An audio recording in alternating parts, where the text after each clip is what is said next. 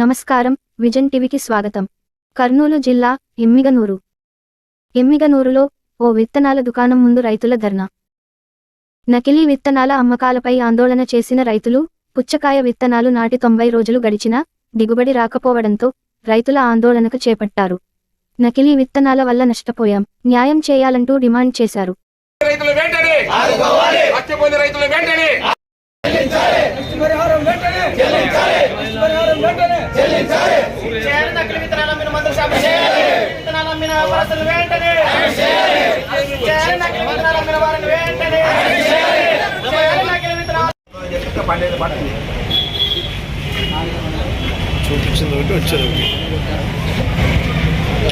ముఖ్యంగా రావడం కారణం ఏంటంటే మా పెద్దకడప గ్రామానికి సంబంధించినటువంటి దాసరి శ్రీనివాసులు అనేటువంటి రైతు, అదేవిధంగా రాజ్కుమార్ అనేటువంటి రైతులు ఈ షాప్లో వాటర్ మిలన్ అంటే పుచ్చకాయ విత్తనాలు కొన్నారు.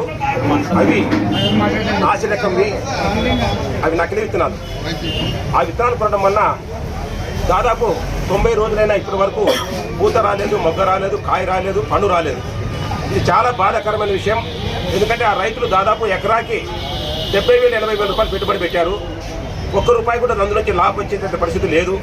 దయచేసి రైతులను ఆదుకోవాలని చెప్పి ఈ ప్రభుత్వాన్ని డిమాండ్ చేశాము, ఈ షాప్ వాళ్ళను అడగడం చేశాము. ముఖ్యంగా ఈ రాష్ట్రంలో విత్తన చట్టం కనుక సక్రమంగా అమలై ఉంటే రైతులకి పరిస్థితి వచ్చినది కాదు.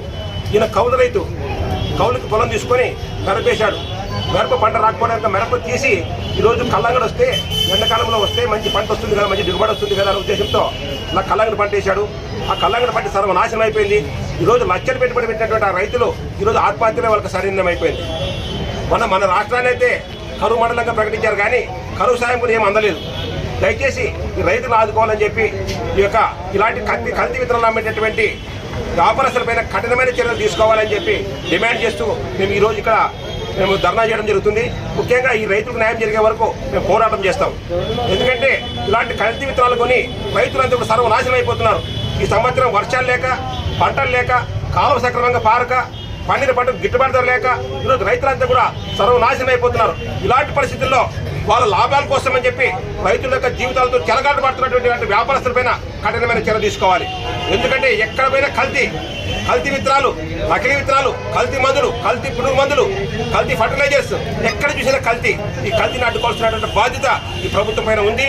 దయచేసి ఈ ఎస్సీ రైతుల్ని, ఈ కౌలు రైతుల్ని ఆదుకోవాలి. రైతు ప్రభుత్వం అని చెప్పేటటువంటి ఈ ప్రభుత్వం రైతులు సర్వనాశనం అయిపోతున్నా ఏం చేస్తున్నారు? విజిలెన్స్ అధికారులు ఏం చేస్తున్నారు? వ్యవసాయ అధికారులు ఏం చేస్తున్నారు? హార్టికల్చర్ అధికారులు ఏం చేస్తున్నారు? ఇంత దారుణంగా మోసపోతుంటే రైతులు ఆదుకునేవాడా లేడా? రైతుల్ని ఖచ్చితంగా ఆదుకోవాలి. వీళ్ళ యొక్క పంట రుణాలను కూడా మాఫీ చేయాలి. వీళ్ళని ఆదుకొని వీళ్ళ జీవితాలని కాపాడాలని చెప్పి చేతులెత్తి ప్రార్థిస్తూ మేము ఇంతమంది రైతుల తరఫున ఈరోజు ఇక్కడ రావడం జరిగింది. దయచేసి ఈ రైతులకి పూర్తిగా న్యాయం జరిగే వరకు మేము ఇక్కడ నుంచి కదిలే పరిస్థితే లేదు అనే ఉద్దేశంతో ఈరోజు ప్రారంభించడం జరిగింది. దయచేసి పాత్రికేయ మిత్రులు, ఇక్కడ వచ్చేసిన ప్రజలందరూ కూడా కొంత సహకరించండి. ఈ రైతు జరిగినటువంటి అన్యాయం మరి ఏ రైతు కూడా జరగకూడదు. రైతులంతా ఒకటే. రైతులు ఈరోజు ప్రాణాలు పట్టుబడి పణంగా పెట్టి పంటలు పండిస్తున్నారు. రైతులు ఆదుకోండి అని చెప్పి ప్రతి ఒక్కరి చేతులెత్తి నేను నమస్కరిస్తున్నాను.